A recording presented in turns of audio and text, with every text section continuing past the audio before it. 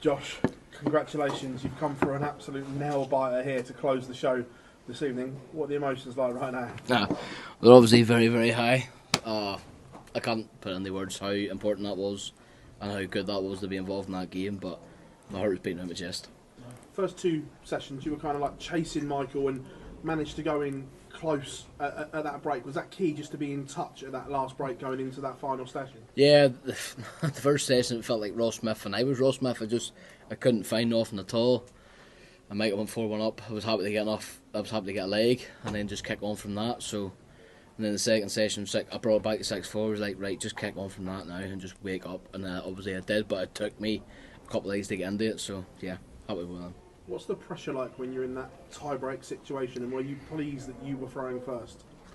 Yeah, people say the bullseye doesn't matter, but it does matter.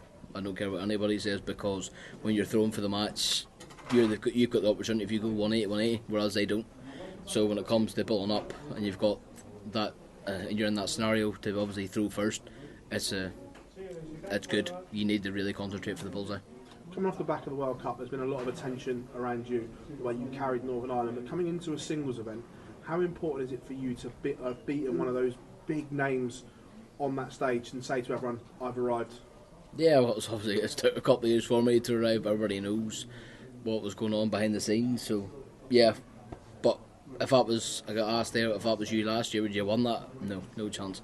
But this year, because I'm more experienced, I know how to win. That's why I've won. But I also want to give a wee shout out. That one was for John O'Shea, because it's his 50th birthday today. And again, just holding your nerve in that moment, does that show that you're ready for these big events, holding your nerve and that bottle in these key moments? I think I proved that against MVG. When you're playing one of the best players in the world, you can prove. I think I'm ready for it. Cheers, Josh. Thank you. Josh, congratulations. Just sum up the range of emotions you went up, what you experienced up there. You look exhausted. I feel exhausted now because I give it large, obviously. But yeah, I'm very grateful. I've got one day off tomorrow to recuperate. Obviously playing Kessie. It's not an easy way to try and win this title, but it's the only way.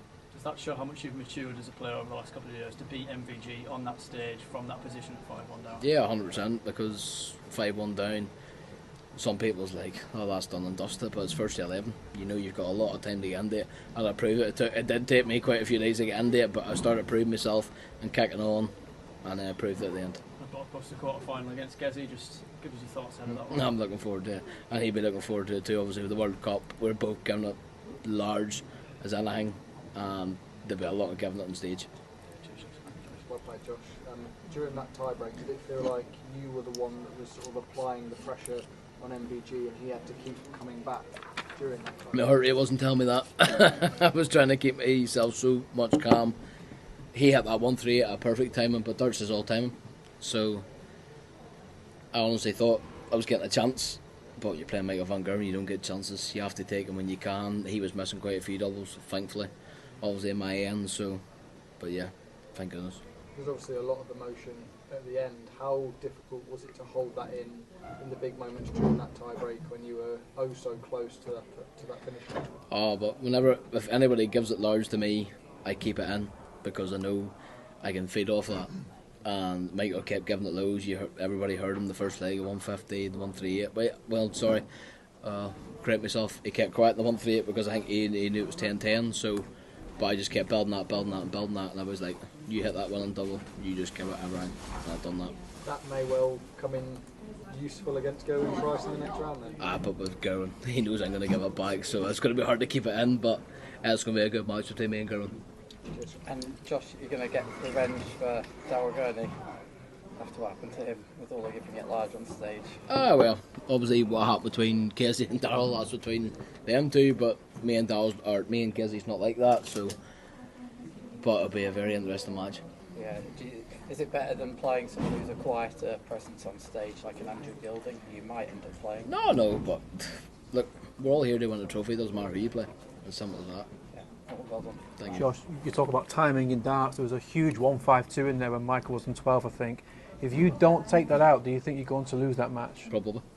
That's being honest. I just felt very relaxed. I was like, if you had it, you had it. You don't. And next minute, all three went in. I was like, happy days. Does this almost feel like a full circle moment? Because a few years ago, there was a lot of hype around you as a young prodigy facing Michael van Gerwen at the Grand Slam, hit a 9-darter but lost the match. Now a few years on, we've seen the player you've become, and you've beaten a very good Michael van Gerwen on one of the biggest stages now. Yeah, 100%. Obviously, I don't know how many times he's won the match play, and obviously they're all there to be beat. So, but I believed in my own game, and I dug deep, and that's what I've done. You always talk about how you think a major is right round the corner, and I guess you thinking that and saying that publicly puts pressure on yourself. So how do you cope with that pressure, or do you not feel it? Oh well, I felt pressure up the stage, but I don't feel pressure and win the major. When the time's right, I'll win a major, and that's why I believe in. Because obviously, Lettler's won his world title when he was meant to. MVG's won his world titles, his match plays, his Premier Leagues when he was meant to. So when the time's right, I'll win my major. Thank you, Josh. Well done tonight. Thank you. Josh, after that huge outpouring of emotion at the end of the day, how hard is it going to be to get back up for the game? Well, thankfully I've got quite a few hours to obviously wait because I'm not playing tomorrow. So I've got Friday I've got all day Thursday, to recuperate my emotions and all that, and I'm just grateful I'm not playing tomorrow.